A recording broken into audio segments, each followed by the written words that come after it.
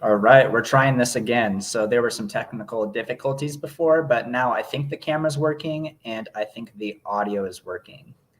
So yeah, we're here. If you're watching this on recording, there's probably going to be more to watch in a couple minutes once more people come in. But yeah, we're just going to be answering questions for a while, just hanging out with whoever shows up, just talking Amazon FBA. So today I was working on figuring out, I'm trying to increase my personal credit because I'm wanting to get more business cards so that I can have a higher credit line. Because the goal of this business is to spend more on inventory and profitable inventory anyways. So yeah.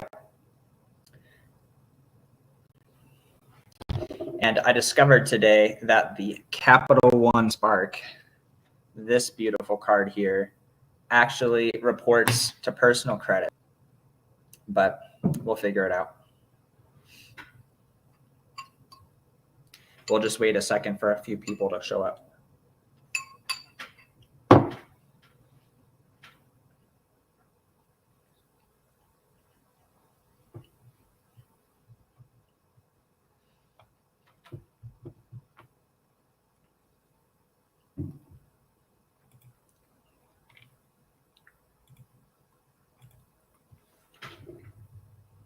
If you guys have any questions, let me know, and I would be very happy to answer them.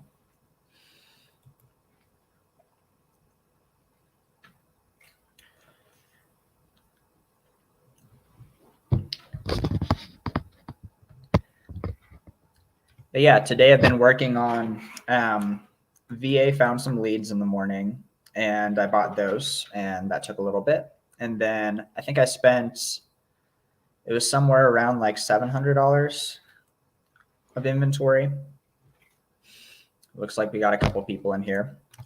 If you're in here, let me know if you can actually see the camera and hear me, because I was having some difficulties before. So let me know. Also, if you guys have any questions, I'd love to answer them. Just let me know.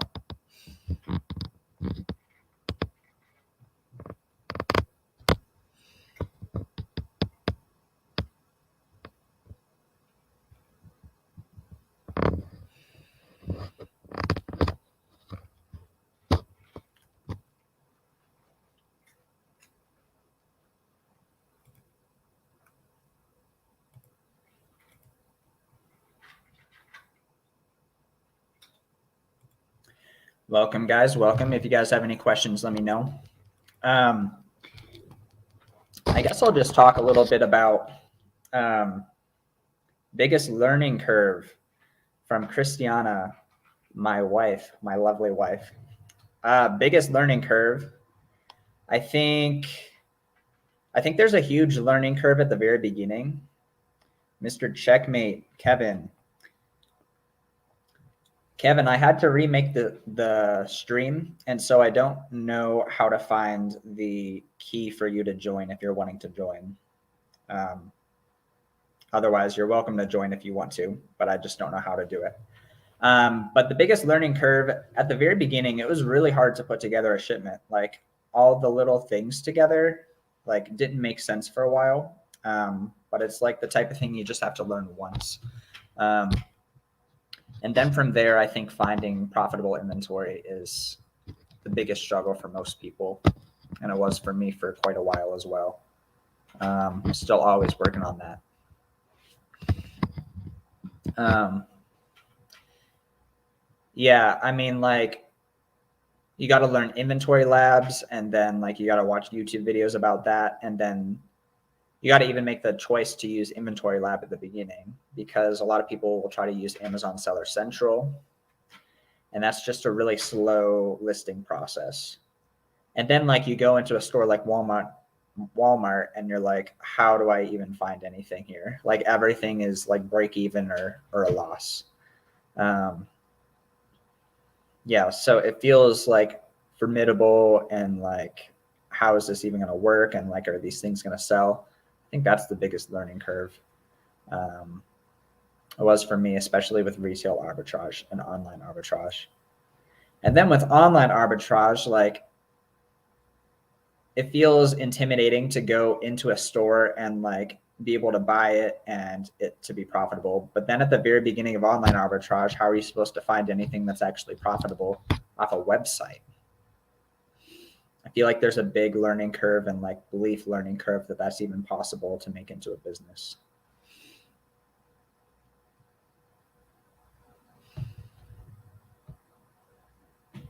It just takes a little while, I think.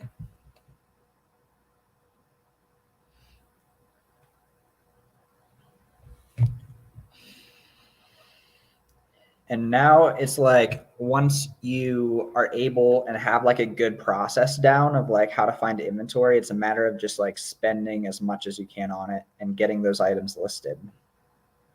Because if you have items to buy and you're not buying them and listing them, then it's just money on the table. I think for several months straight, I was holding myself back because I could have been spending more money on inventory and I had the capacity to list it.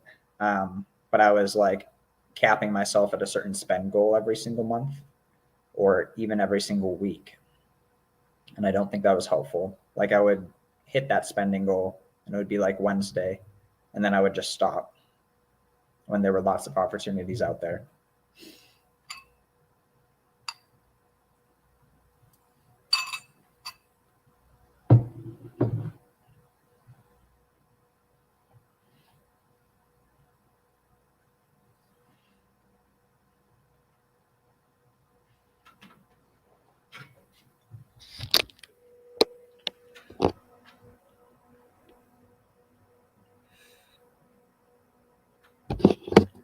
But yeah, I think most people struggle the most with sourcing. So there's literally so many different ways to source. There's a lot that people talk about. There's some that people don't talk about. I'll probably just go through the several different ways that people source that are common and then a couple uncommon ones here. So oftentimes when people are like, how do I get started? What should I do to get started? I would often suggest that they do books at the very beginning, used books. And the reason for this is because you can buy used books for so cheap. And then you can double your money, triple your money, sometimes 10x your money. And like the sourcing process is pretty straightforward for that. You get the app called Scout IQ and you get a little barcode scanner and you just go out there and scan as many books as you can. And I mean, there's a lot more to it than that. But at a very basic level, you're going to have success if you do just that. You can find these used books at thrift stores, garage sales, estate sales, the Goodwill outlet world. People will just give them away because they have boxes and boxes of books that aren't like useful to them anymore. They don't want them. They will give them away to you for free if you have the connection with them. So what you do is you find all these books at the thrift store. You're going to want to make sure that you're only buying books that have scanned and show as profitable. And from there, you buy them, you list them. And once you've listed one book and you know how to do that process, you can list any book because it's just a book. There's no like crazy learning curve to listing different types of books because either it's a small book or a big book. Probably the only thing is listing book sets. So basically the con to this though, it's high ROI, but it's also a lot slower of sellers. With online arbitrage, for example, the things that you buy could sell within like a day, but most books aren't going to sell in a day. They could take up to like 12 months to sell, and sometimes they'll crash and never sell.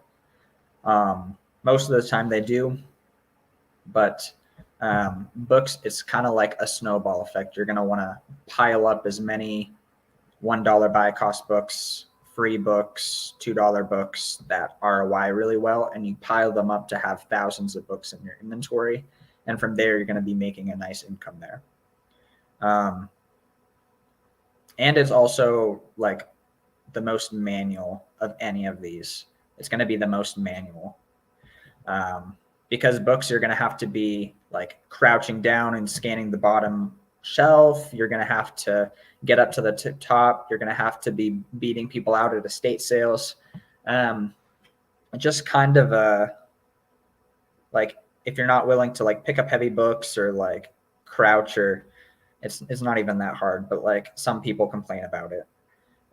So it's definitely a lot more work than something like online arbitrage, where you're at home and you're kind of just buying things.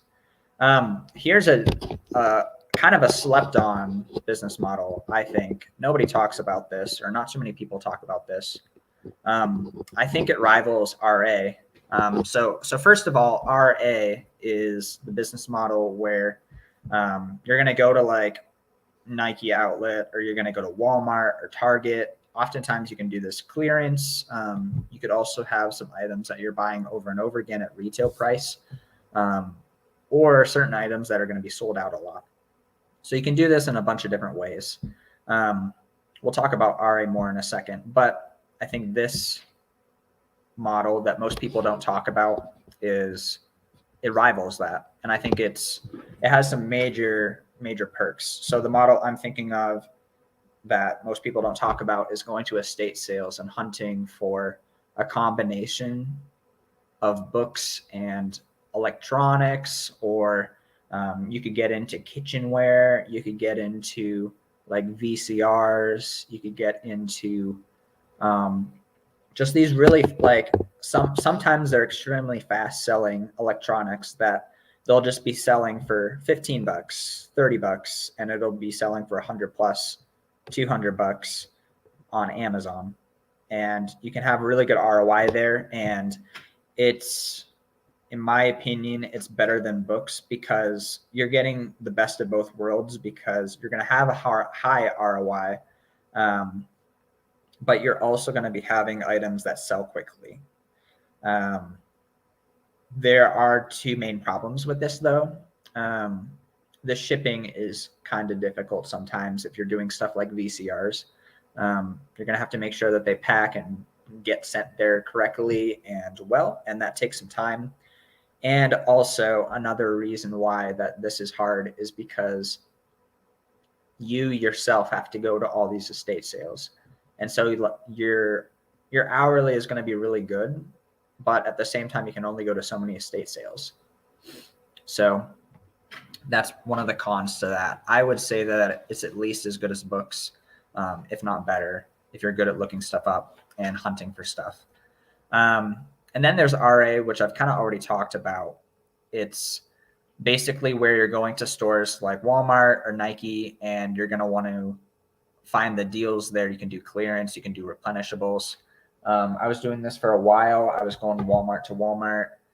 There would be these Pioneer speakers that in the summer, they were over $100 profit if I found one, and they would sell very soon after they went active.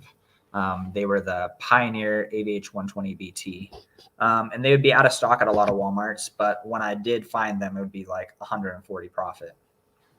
There were also, I was actually selling 22 caliber ammo over the summer. There were a couple listings that were extremely quick.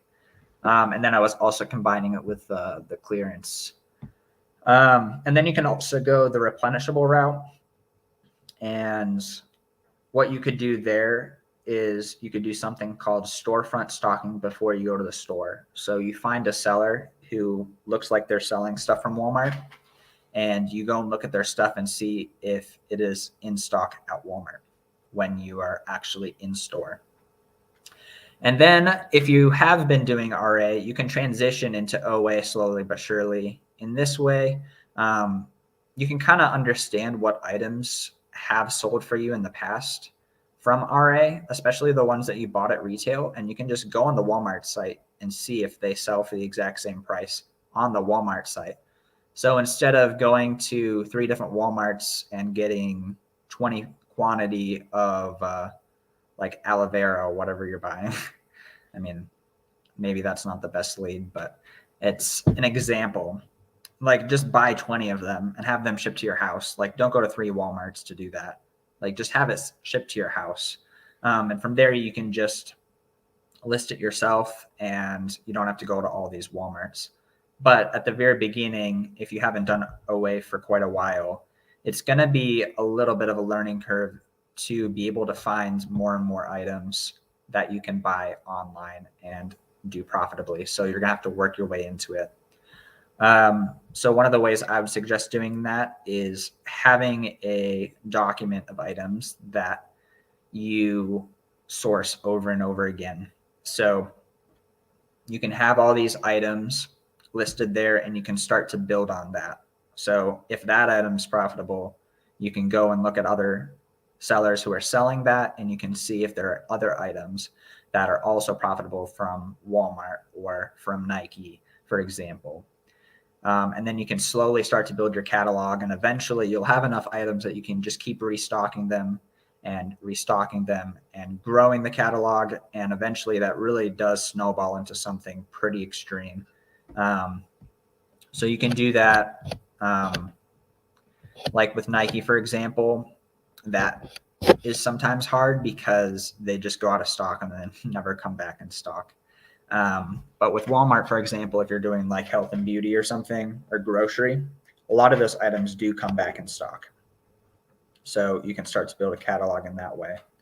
Then there's kind of a different way that you can do online arbitrage, which is by buying from sites like eBay or Mercari or Facebook Marketplace, and then sending those items into Amazon FBA. So this is kind of, I would still consider it online arbitrage, but you mostly sell used in this unless you're wanting to risk selling as new. It's very similar to selling used books in the fact that you're not really wanting to keep receipts for all the used books that you buy. So you're also able to sell other used items without receipts.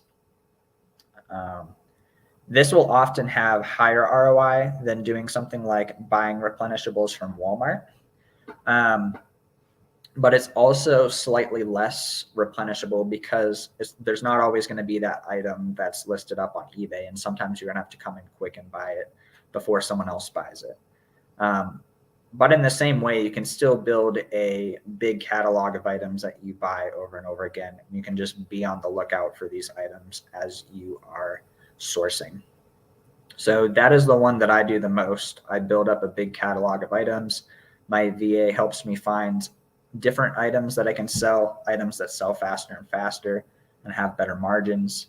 I do mostly this model instead of the buying replenishables from Walmart. And the ROI is quite good, and I'm starting to treat it more and more like a typical replenishable model and looking to lower my ROI and spend less and less time sourcing. And it's working pretty well for me so far. Last month, I almost hit 50K in sales, which is astonishing to me because in November, I was doing like 15 to 17K in sales. So doing this model has really helped me catapult my sales. And I've been able to use a prep center doing it this way because I just send it to the prep center and they will do the prep for me. So yeah, so that's a little bit of a, like, looking at some of the business models that I've done. There's also wholesale and private label, but I do not have experience with those, so we won't be talking about those. But yeah, if you've watched this far, I hope this is helpful, and let me know if you guys have any questions. If you guys have any questions, continue to message me on Instagram or TikTok. I love talking to you guys, and I will catch you guys later.